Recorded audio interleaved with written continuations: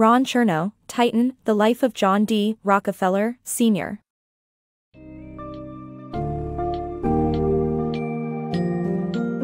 Step into the remarkable life of John D. Rockefeller Sr., the oil titan and one of the wealthiest men in American history. Explore his early years, career, and personal life through the book summary of A Titan, The Life of John D. Rockefeller Sr., by Ron Chernow. Witness Rockefeller's rise to power, his philanthropic endeavors, and the dramatic dissolution of Standard Oil. Delve into the inner workings of the oil empire and understand the influence of his religious upbringing on his life choices and ethics.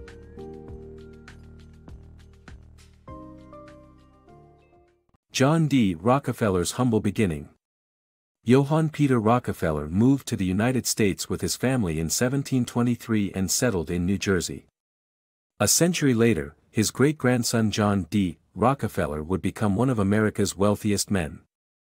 John was born in Richford, New York, in 1839, and grew up in a religious family that emphasized the Baptist work ethic. His father, Bill, was a traveling salesman and a distant figure in his life. The family moved several times, and John was forced to mature quickly and take care of his younger siblings. This summary sheds light on the early life of John D. Rockefeller and how his humble background contributed to his success later in life.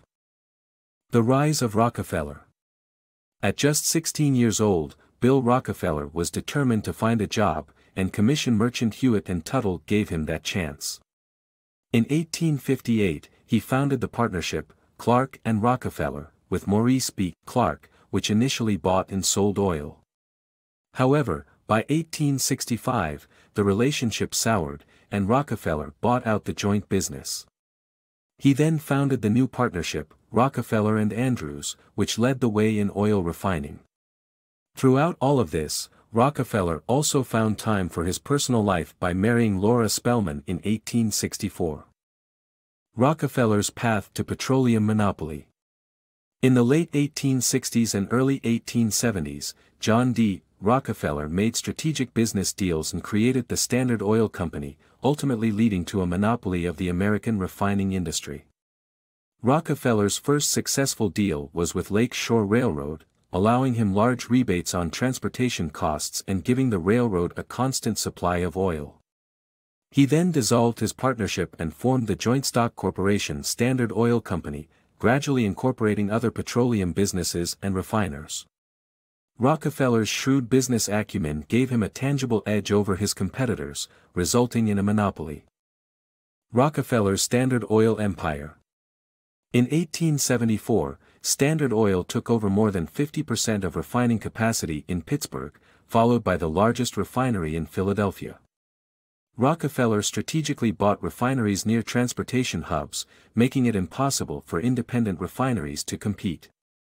By 1875, Standard Oil had complete control of the American refining industry, operating a monopoly. Despite being immensely wealthy, Rockefeller led a modest lifestyle and was highly regarded by his employees. He preferred buying simple land over ostentatious mansions and spent his summers with his growing family on 79 acres of scenic countryside at Forest Hill, east of his Cleveland home. The rise of Standard Oil. Standard Oil's dominance in the American oil market led to legal and fiscal challenges that were resolved by creating a union of stockholders, resulting in the formation of Standard Oil Trust in 1882. This moved Rockefeller's office and family to New York, where he became one of the 20 richest men in the United States. While facing challenges abroad, Rockefeller remained sovereign in the domestic and global oil markets. Standard Oil's expansion and philanthropy. Standard Oil, known for reducing prices and smearing competitors, dominated 80% of the global market share in the late 1880s. The company then expanded into controlling oil fields outside Pennsylvania, which earned it the reputation of a giant octopus. Meanwhile, John D. Rockefeller's philanthropy, including donations to the University of Chicago, boosted his public image as an ethical businessman. Despite receiving daily requests for assistance, he remained committed to the university for years after donating an eye-watering $1.35 million in 1892. Rockefeller's retirement.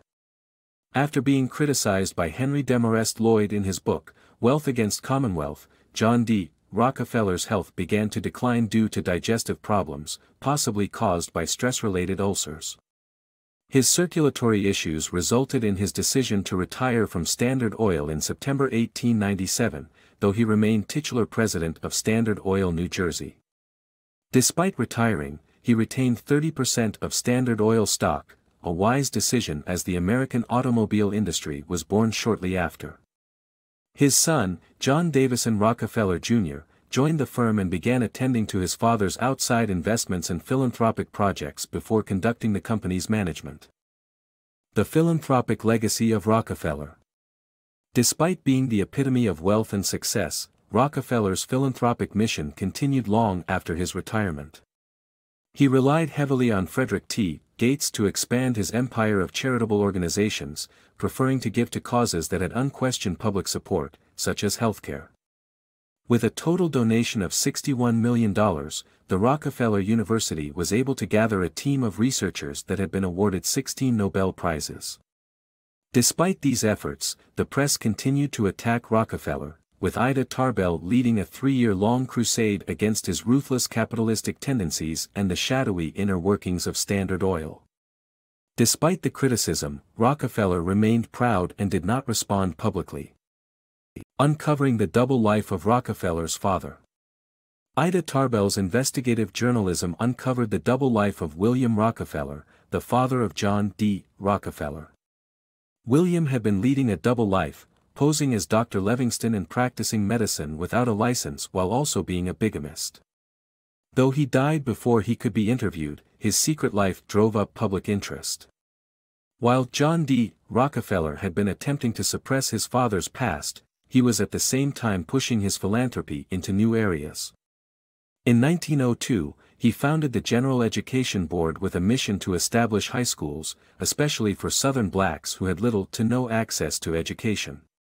By 1910, Rockefeller had donated around $500 million in today's money, which had helped build 800 high schools for Southern blacks. Standard Oil's fall. This passage recounts the downfall of Standard Oil, the large company once owned by John D. Rockefeller. The U.S. government found that the company had monopolized the oil industry and eliminated competition by using illegal tactics. After a long legal battle, the Supreme Court eventually declared Standard Oil's monopoly to be illegal in 1911, and the company was forced to dissolve. Despite this, Rockefeller was largely unaffected by Standard Oil's collapse, as he held many shares in the company's subsidiaries. When these subsidiaries were traded as independent entities, his fortune climbed from millions to nearly $1 billion. Rockefeller's philanthropy and controversial past. The dissolution of Standard Oil left Rockefeller with more money than he knew what to do with, leading to the establishment of the Rockefeller Foundation in 1913. This foundation focused on public health and medical education in the United States and abroad, making Rockefeller America's greatest philanthropist. However, this philanthropy was overshadowed by the Ludlow Massacre, in which several strikers were killed in one of Rockefeller's investments. Cettie's legacy. The death of John D. Rockefeller's wife, Cettie Spellman Rockefeller, in 1915 inspired him to make even greater philanthropic efforts. He endowed $74 million to the Laura Spellman Memorial Foundation in her honor and transferred his fortune to his son, Rockefeller Jr. But unlike his father, Jr. had no interest in Standard Oil and instead chose to focus on philanthropic work. The legacy of John D. Rockefeller. The life and death of one of America's most controversial figures, John D. Rockefeller, is recounted, revealing a gentler side to the philanthropist and his lasting impact on the country's history. John D. Rockefeller, once one of America's most controversial businessmen known for his ruthless approach to Standard Oil and commerce, lived to the ripe old age of 98. His regime was simple: daily golf and a spoonful of olive oil. He outlived most of his former business partners and even his wife and younger brothers. Yet, the older he got, the more boyish he seemed to become. He abandoned his black business suits for flamboyant foppish get-ups when accompanying his dates to concerts and dances. Despite his past reputation, he showed a gentler, almost kindly side as he initiated an annual Christmas party at his home in Ormond Beach. His philanthropic activities stemmed from a kinder soul, rather than solely driven by commerce. Finally, as the news of his death spread, his send-off confirmed that his reputation as America's greatest capitalist and philanthropist would be sure to live on. The legacy of John D. Rockefeller illustrates how even the most controversial figures can have a lasting impact on a nation's history.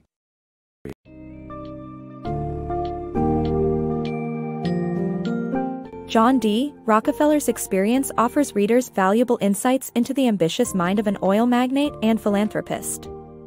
As we witness the rise and fall of Standard Oil, we gain a deeper understanding of Rockefeller's motives, his personal beliefs, and the effects of his empire on his personal life. Despite unending criticism and legal challenges, his legacy as a business tycoon and philanthropist remains unshakable. The book Titan, The Life of John D. Rockefeller Sr. serves as an extraordinary chronicle of Rockefeller's life, showcasing the man behind the myth,